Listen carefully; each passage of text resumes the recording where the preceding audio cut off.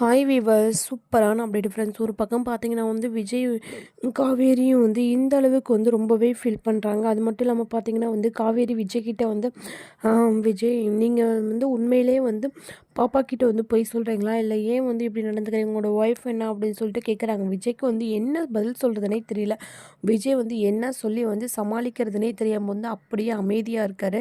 அது மட்டும் இல்லாமல், இல்லை காவேரி நீ தான் என்னோட ஒய்ஃப்னு சொல்லணும்னு மனசால நினைக்கிறாரு. ஆனால் விஜய்னால எதுவுமே சொல்ல முடியல. விஜய் வந்து காவேரி பார்த்துட்டு அப்படியே நிற்கிறாரு. சொல்லுங்கள் சார், எதுவும் பிரச்சனையா சார், சொல்லுங்கள் சார், உங்கள் ஒய்ஃப் இறந்துட்டாங்களா இல்லை வருவாங்களா அப்படின்னு கேட்குறாங்க.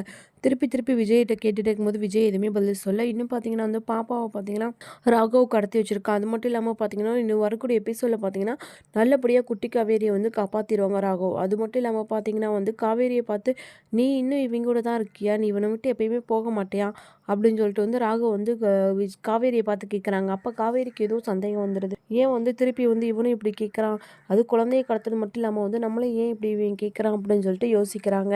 இன்னும் வந்து விஜய் வந்து உண்மையை சொல்வாரான்னு சொல்லி பொறுத்திருந்து பார்க்கலாமா ஃப்ரெண்ட்ஸ். இந்த மாதிரி அப்டேட் உங்களுக்கு பிடிச்சிருந்த மாதிரி இருக்காமல் லைக் பண்ண நம்ம சேனலை சப்ஸ்கிரைப் பண்ணிட்டு பாருங்கள்.